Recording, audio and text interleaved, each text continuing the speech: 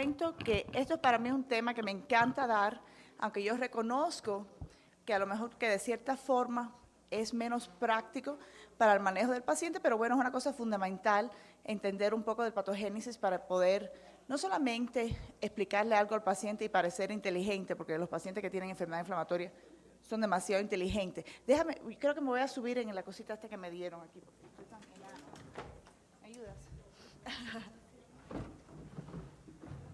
Está bien. Yo creo que vamos a tener que cambiar este método, María Teresa, porque tú y yo somos bajitas, tienen que tener esto ya permanentemente aquí para nosotras. Pero también lo que les iba a comentar no solamente es para disimular y parecer más inteligente que el paciente, entendiendo un poco de patogénesis, pero también es que tiene que ver con nuevos tratamientos que tenemos actualmente en desarrollo, que me parece que todas las investigaciones que se han hecho en las ciencias básicas también informan el tratamiento que está ahora en lo que le decimos el pipeline de enfermedad inflamatoria.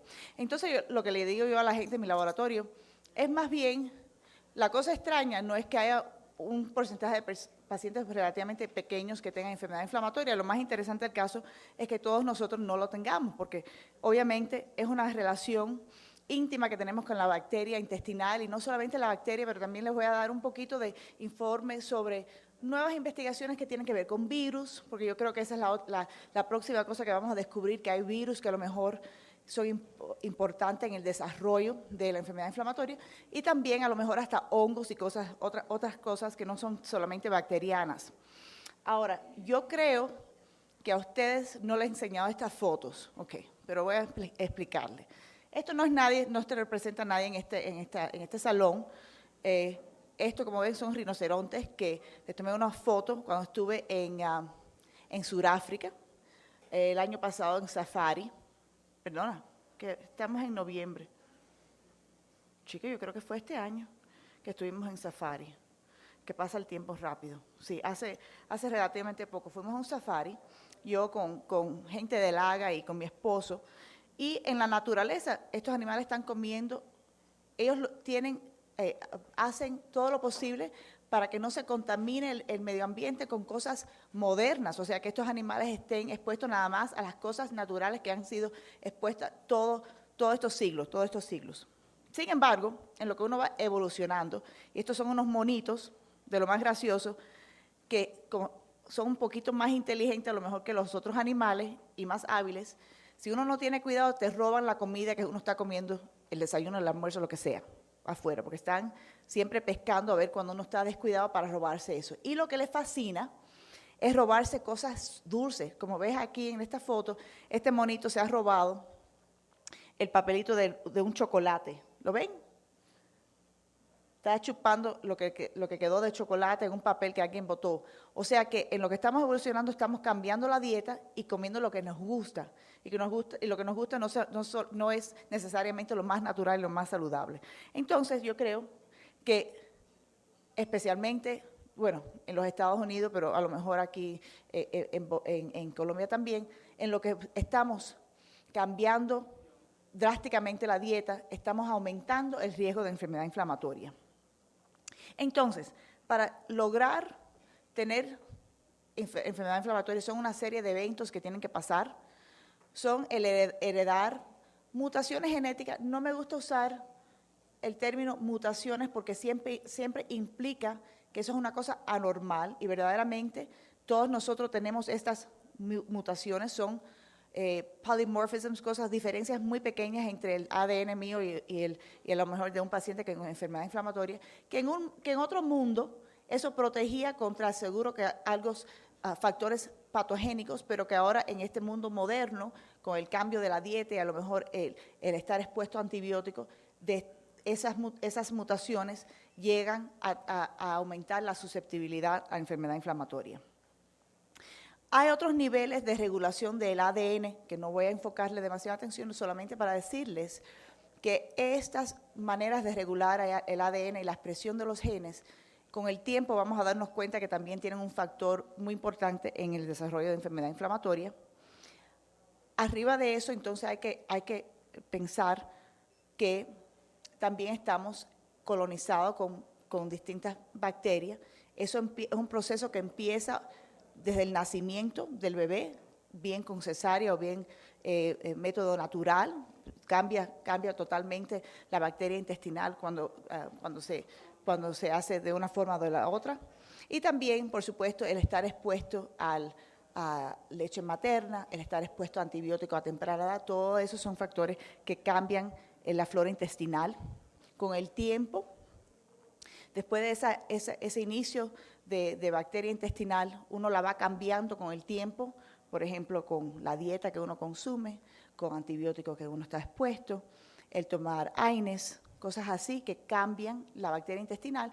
Y les diré que estamos aprendiendo que casi todo cambia la bacteria intestinal. O sea, el estrés, el ejercicio, toda clase de cosas, el bailar en Andrés Carne de Res, todo eso cambia la bacteria intestinal. Y entonces con todo eso llega en el paciente que tiene poca suerte el tener la enfermedad inflamatoria. Se han comprobado, el último estudio que se hizo, el último estudio así bien importante que a lo mejor todos debiéramos de conocer, es este estudio que se publicó el año pasado, a donde se resumieron, yo creo que eran como unos 70,000 pacientes con enfermedad inflamatoria que todos reunidos en un mismo estudio, miraron los genes, los factores genéticos y vieron que habían como 160 y pico genes individuales que todos contribuían a la susceptibilidad a enfermedad inflamatoria. Bien, eso para mí no es tan interesante. Lo que yo encuentro súper interesante es lo que se ve en el medio, que es que de todos esos genes, cuando compararon colitis ulcerativa con la enfermedad de Crohn's, casi todos son genes en comunes entre las dos enfermedades. O sea, que estas son dos enfermedades que son prima hermanos, que son hermanos, y que a lo mejor hay otros genes y otros factores medioambientales que cambian el fenotipo, la expresión de la enfermedad, que a uno le da por darle colitis y a otro le da por darle Crohn's. Por ejemplo, para dar un ejemplo, como pueden ver aquí a lo mejor, al lado izquierdo, el NOD2, ese gen muy importante en el desarrollo de la susceptibilidad a la enfermedad de Crohn's, eso es un factor con Crohn's y protege contra la colitis ulcerativa. O sea que eso sí es una cosa única para Crohn's, sin embargo, la mayoría de los genes son compartidos. Entonces, se los digo, con la idea de decirle que nosotros como clínicos estamos siempre en un paciente que tiene solamente colitis, obsesionados con saber si ese paciente tiene colitis ulcerativa o si tiene la enfermedad de Crohn's, que será, para mí en sí, es una cosa interesante que verdaderamente ya no nos tenemos que tirar los pelos porque son enfermedades totalmente correlacionadas y yo sé que tenemos una presencia importante de cirujanos colorectales que a lo mejor están en el otro salón. Bueno, entonces puedo decir lo que me da la gana de los cirujanos, no, pero no voy a decir nada malo de ellos. Pero era más bien para decirles que, en resumidas cuentas, lo más importante es saber si a ese paciente está demostrando ya el fenotipo de la enfermedad de Crohn's, fístulas perianales, fisuras, cosas así, que a lo mejor, o inflamación en el ilion, obviamente, que previene que ese paciente se le haga un pouch para el manejo de la colitis. Porque, en resumidas cuentas, como verán en las próximas charlas que van a sufrir con todas las charlas que tengo que dar hoy, van a ver que el tratamiento de Crohn's y colitis ulcerativa en sí son casi igual. Así que en el tratamiento no importa tanto como en la cirugía para estas enfermedades. Entonces, hay vamos a decir, dos categorías genéticas para desarrollar la enfermedad inflamatoria. Una es tener muchas mutaciones muy sutiles que en conjunto llegan a expresar la enfermedad de Crohn's. Poco más o menos como tener la presión alta, o tener diabetes tipo 2, o tener el pelo castaño, o tener la cintura chiquita y el trasero grande. Entonces son muchas pequeñas cosas que llegan a desarrollar esa característica. Pero también hay pacientes que tienen como una forma dominante, autosomal dominant, no sé cómo se traduce exactamente, que pueden expresar estas enfermedades. Y esos son casos súper interesantes porque nos dejan saber, es como un experimento en modelos animales. En los modelos animales, que ya veo que se me va a ir el tiempo y no les voy a explicar todos los modelos animales que tenemos para enfermedad inflamatoria, que en los modelos animales uno puede decidir, bueno, le voy a quitar el gen para interleuquina 10, para darles un ejemplo. Eso es un ejemplo muy bueno, muy relevante al caso que le voy a presentar, porque fueron uno de los primeros modelos animales que tuvimos para la enfermedad inflamatoria, cuando se empezaron a desarrollar la habilidad de hacer lo que le decimos nosotros knockout mouse, que pudiéramos sacar del ADN de un ratón un gen completamente, entonces pudimos empezar a jugar con todos estos genes inmunológicos para ver qué se veía en esos animales. Al principio no era con el propósito de hacer modelos animales para enfermedad inflamatoria. Eso fue un accidente de naturaleza. Uno de los primeros modelos fue eso, como les digo, que se hizo una mutación en el gen de interleuquina 10, que a lo mejor saben es una citoquina producida por células T que son regulatorias, o sea, antiinflamatorias, y se dieron cuenta que estos animales les daba diarrea y que tenían una forma de enfermedad inflamatoria. Fine. Entonces, Schering-Plough inventó dar interleuquina 10. Hicieron una interleuquina 10, recombinant interleuquina 10, muy bien. Seguro que invirtieron bastante plata en eso. Y hicieron 1 millón de ensayos clínicos para muchas indicaciones. Nada le dio, para nada. Entre ellos estuvo un estudio que hicieron para la enfermedad de Crohn's, dando la interleuquina 10 basado en esos modelos animales y nada, un fracaso, ¿verdad? Un fracaso. Sin embargo, más recientemente, esto fue una publicación en el New England Journal of Medicine hace unos cuantos años, describiendo 2 familias a donde tenían mutaciones en lo que es el receptor para la interleuquina 10. O sea que no le faltaba lo que es la interleuquina 10, pero le faltaba el receptor para detectar la interleuquina 10, si me pueden seguir el cuento. Como pueden ver en esta diapositiva, estos niños y adultos que tenían esta mutación tenían una forma muy agresiva de Crohn's desde muy temprana edad, una cosa bien severa. Ok, muy interesante porque, como les digo, demuestra que sí, efectivamente, la interleuquina 10 es súper importante, pero que en la mayoría de los casos que tienen Crohn's es una cosa muy sutil, no tiene nada que ver, pero en algunas familias sí tiene que ver, en estas formas agresivas que se demuestran a muy temprana edad. No sé si tenemos algunos pediatras con nosotros, bueno, a lo mejor están durmiendo o no quieren decir que están aquí. Y también tiene que ver con el tratamiento, porque lo que pudieron hacer en estos pacientes, dándose cuenta que estos pacientes tenían una mutación en el receptor, le hicieron trasplante de médula ósea para darle células que sí tenían el receptor para tener la respuesta adecuada a la interleuquina 10. Y eso fue el tratamiento para la gran parte de estos niños. Así que, por supuesto, trasplante de médula ósea para la mayoría de la gente con enfermedad inflamatoria no creo que sea una cosa factible porque tiene muchos riesgos, pero en este caso, como es una enfermedad tan agresiva, sí se pudo tratar de esta forma. Creo, déjame, Julia, ¿cómo me va el tiempo, Fabián? Oh, allá. Lo que me queda. Ok, yo voy a hablar 8 minutos más y a donde terminé, ¿ok?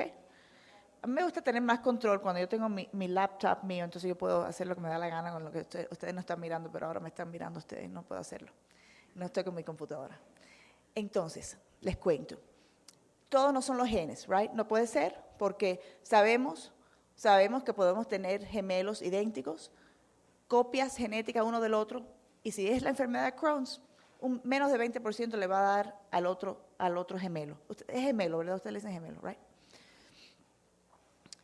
Entonces, o si es colitis ulcerativa, si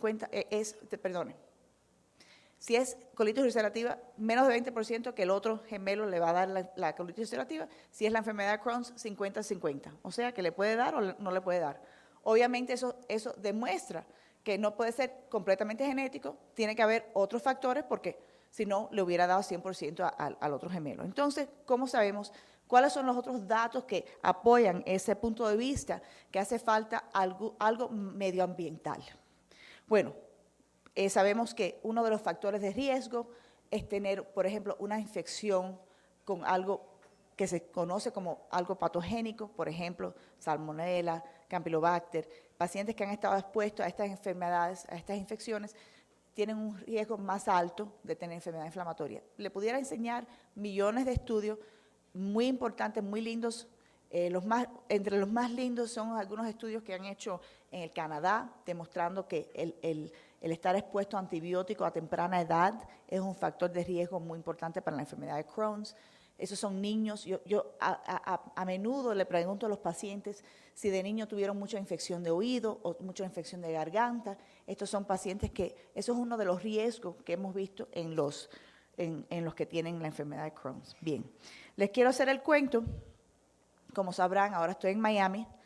He vivido una vida académica larga en los Estados Unidos, pero viviendo en centros, sí a donde habían hispanos, pero a donde los hispanos que yo veía casi no veía hispanos. Por ejemplo, estaba en Los Ángeles, los mexicoamericanos o centroamericanos, que es lo que abunda en Los Ángeles, el cuidado médico se le daba en otro centro, no en el hospital donde estaba yo. Yo sé que esos pacientes le daban colitis ulcerativa, pero un riesgo bajo.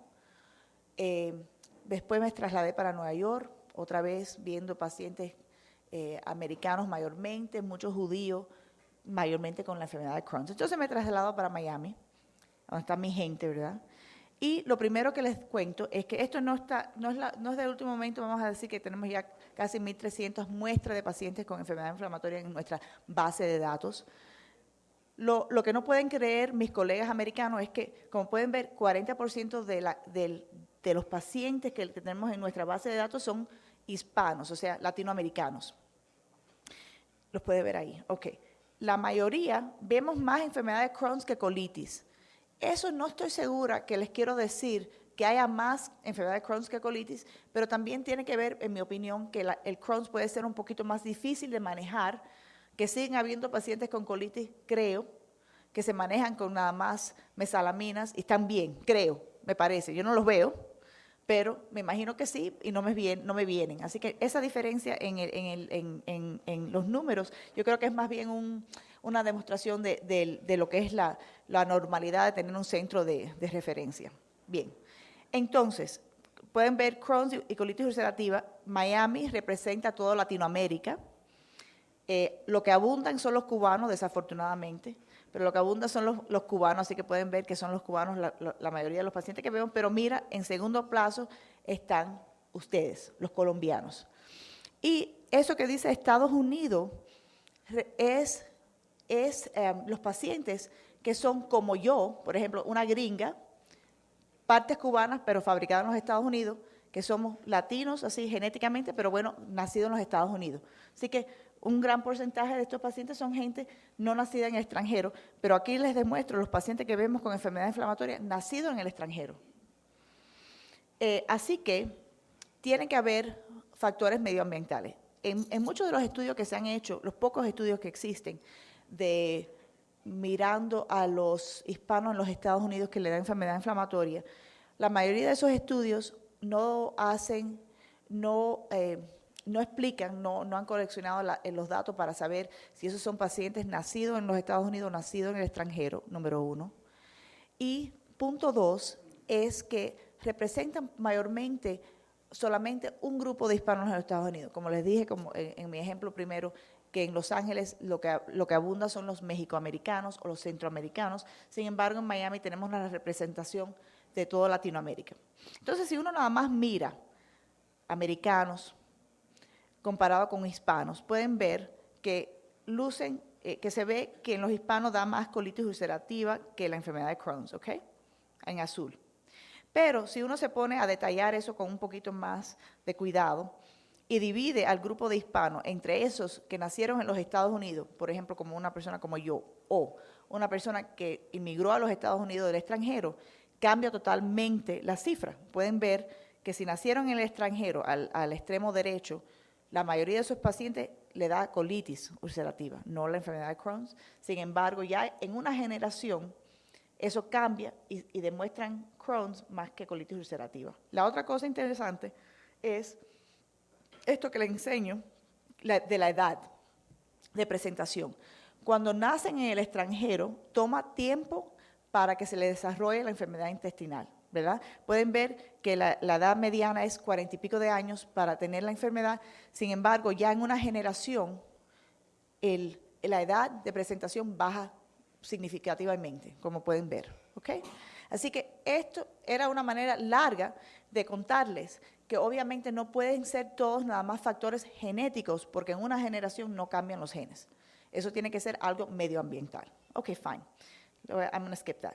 Entonces, para tratar de determinar cuáles son esos factores, lo que usamos, voy a nada más explicarle unos estudios que hemos hecho y ya voy a entonces parar de hablar, porque yo creo que Sapna me sigue, ¿verdad? Si ella se pone enojada. Peter Green, se va a enojar si me paso de mi tiempo. Anyway, este immunochip, a lo mejor sabrán que ahora en esta época moderna de genética, podemos mirar 1 millón de variables genéticos instantáneamente en una misma diapositiva, en una misma lámina que contiene polymorphism, como 1 millón de diferencias genéticas en la población para ver cuáles son los genes que están correlacionados con enfermedad inflamatoria comparado con los controles. Con todos esos estudios que les he demostrado, con ese importante que les demostré al principio de genético, se ha hecho una lámina que nada más tiene los genes de las enfermedades inflamatorias. Todas las mutaciones que se han descrito en Crohn's, en colitis, en psoriasis, en artritis reumatoide, en esclerosis múltiple. No sé, aseguro que me falta algo. Ankylosing spondylitis. Todas están en esa misma lámina. Fine. Entonces, una manera rápida de ver cuáles son las mutaciones específicamente en esa población de enfermedad inflamatoria. Entonces, usamos esa lámina para ver cuáles eran las mutaciones que tenían nuestros latinos en esta población, para ver si hay diferencias importantes en esas mutaciones entre los latinos. Mira eso, hasta ruido hace, hasta explota la máquina.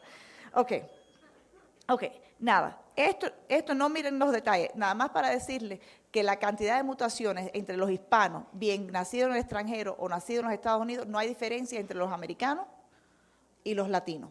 O sea que todos nosotros tenemos el mismo riesgo que cualquiera en los Estados Unidos o cualquier europeo de tener enfermedad inflamatoria. Esa es no sé si buena o mala noticia, estamos al igual con ellos.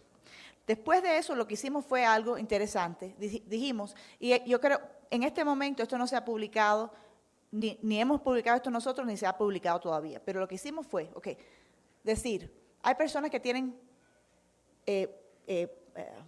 menos factores genéticos que otras personas. Se pueden dividir, le podemos dar como un sistema de puntuación a estas mutaciones genéticas. Y decir, bueno, hay personas que tienen menos carga genética para dar la enfermedad inflamatoria, término medio y máximo.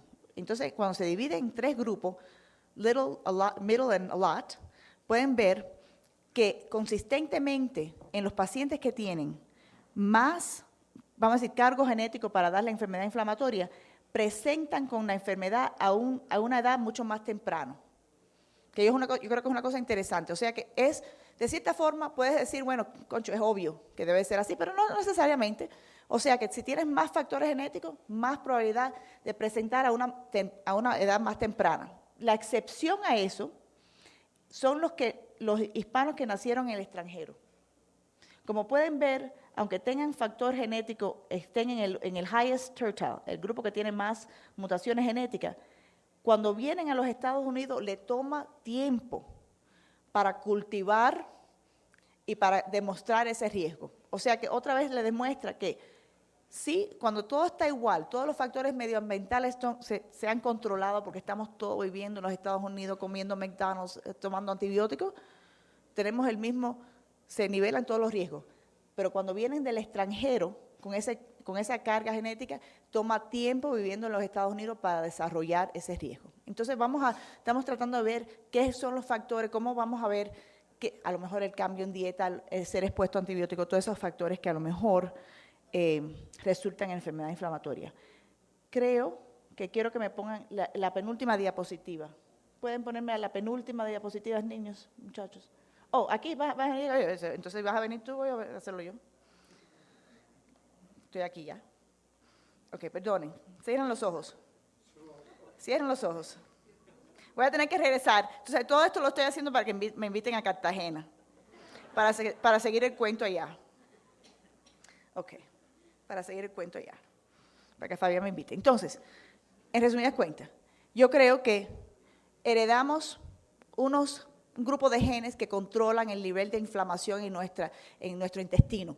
Ese nivel de inflamación es una cosa beneficiosa porque a lo mejor si uno va y se come una empanada, nos comamos una empanada en la catedral de sal, nos puede dar una infección y tenemos que recapacitar para entonces venir a platicar el próximo día, ¿verdad? Entonces, el otro factor es cuáles son las bacterias intestinales que nos caracterizan y dentro de eso, otras cosas que pasan en nuestras vidas, otras estar expuestos a infecciones. Yo creo que la colitis ulcerativa en mi mente es una cosa que es una deficiencia de algo bacteriano que nos hace falta, algún factor bacteriano que nos hace falta, y eso todo está por determinar. Así que, bueno, en resumen, yo creo que hay mucho que tenemos que aprender todavía del patogénesis, pero es una época verdaderamente súper interesante, no solamente por todos los descubrimientos que se han hecho, pero los que faltan por hacer y faltan por compartir con ustedes. Bueno, gracias, Fabián. Perdona si me fui un poquito de tiempo.